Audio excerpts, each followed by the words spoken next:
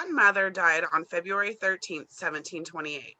Mather had indeed overtaken the names of his grandfathers, two minstrel giants bred in an intellectual world debating whether Africa's heat or Ham's curse had produced the ugly ape-like African beasts who were benefiting from enslavement.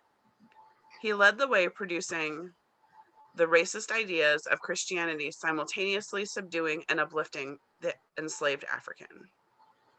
And now a word from Langston Hughes' grandson and some thought-provoking artwork from Jean Bosquet's niece.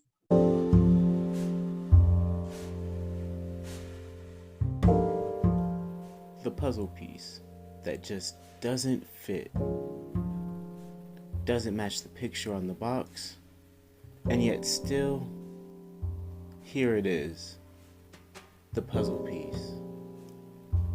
Alone by itself, the piece isn't so bad. But see, that's not the problem. Because as I said before, here it is. I wish I could just throw it away, but I cannot. What can I do with something that I see no worth in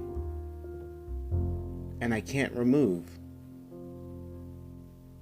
Should I function as though it doesn't exist? And what of the piece when I see the piece? Would seeing this piece shatter my reality of it not existing? So then I must acknowledge its existence, and not so to bring myself pleasure, for its existence tortures me for reasons that even I don't know. But to make this piece's existence painful in every moment shall be the only thing that will fight off the torture.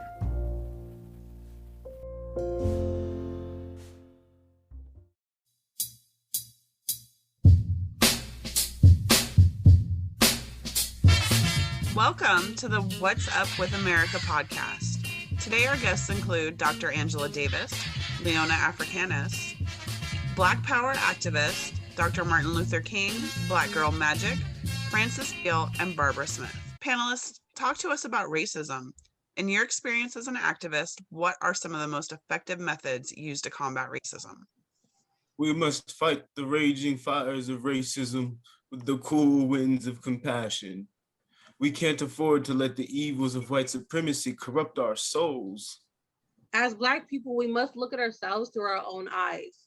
Dr. King, your religious philosophy of nonviolence results in a great idea, but that's just it, an idea.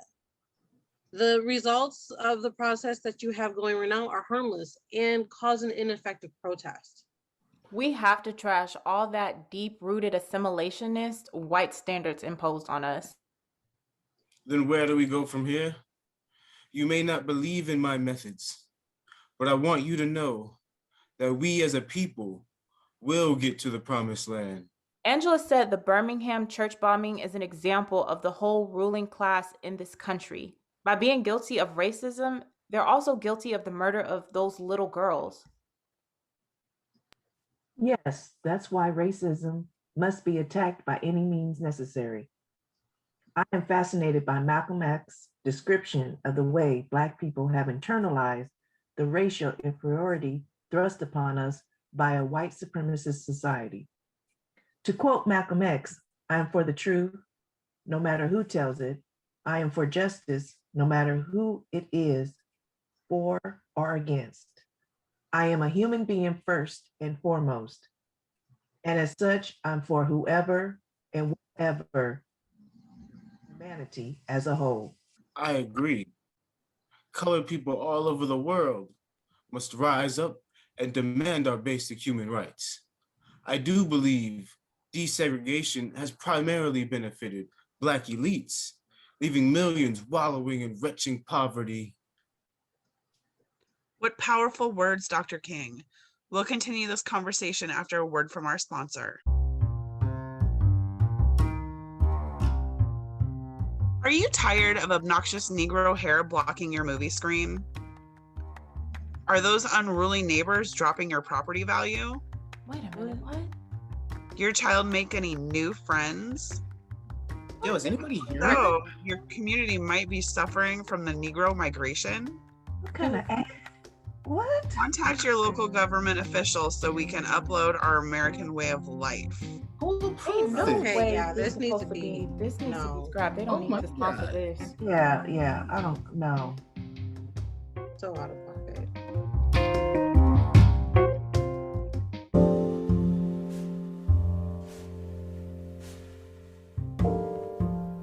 I've got this itch I can't scratch. Well, calling it an itch doesn't do it justice. How about a condition? This condition doesn't have any symptoms. It can be said to be a condition and a symptom. But no matter how you call it, this is a problem. Oozing with inferiority. I am less than, and always shall be.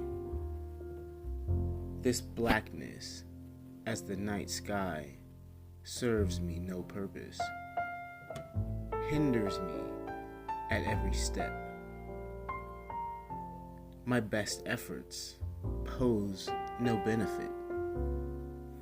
100% effort or zero effort.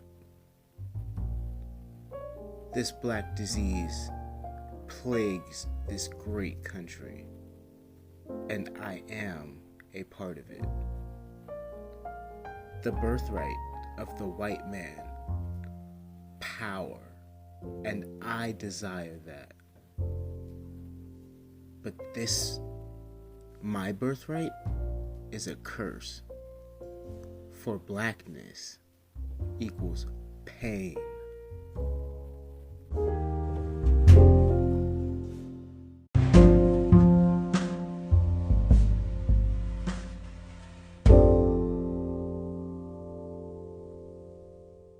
What deep, stimulating words before more from our panelists on this next question.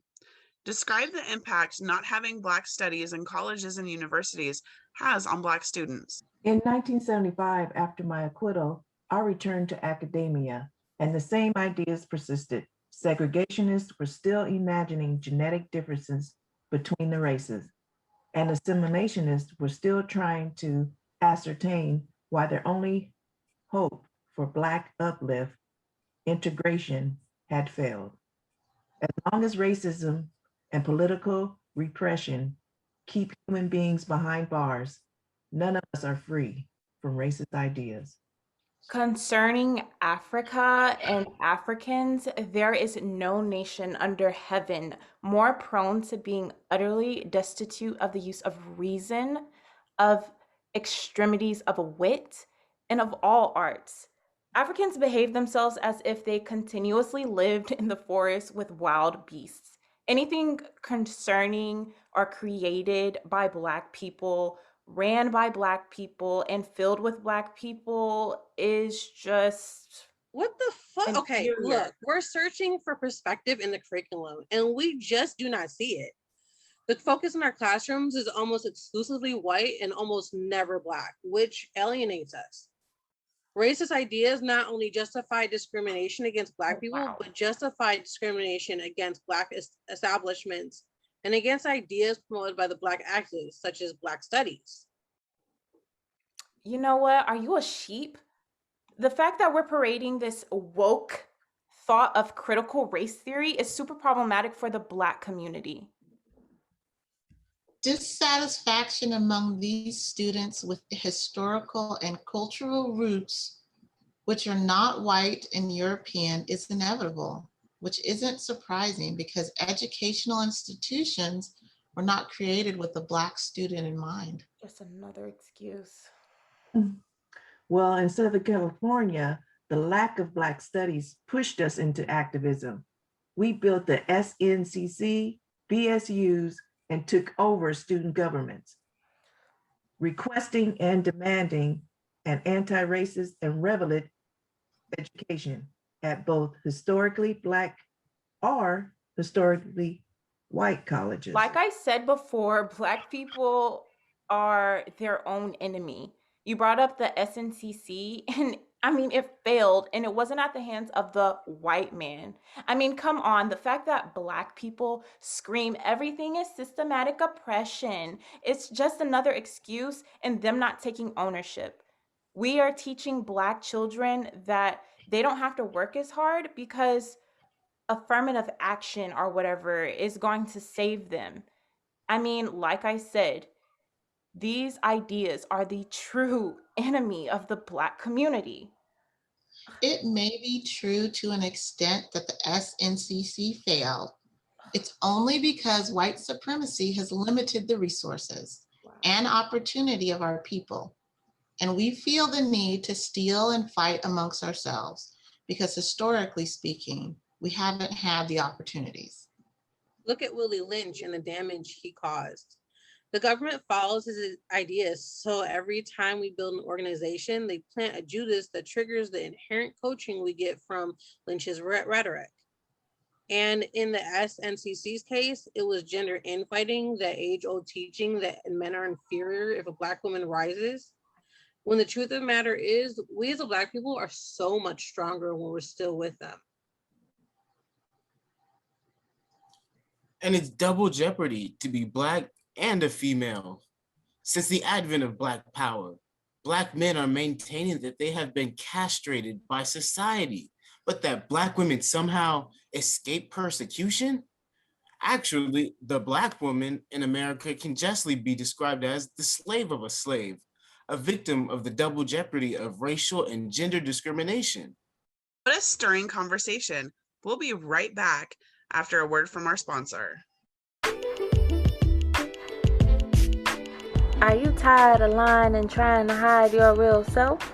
Well, then buy Yvonne's Be Real Mystique and get back to your natural you. That's Yvonne's Be Real Mystique.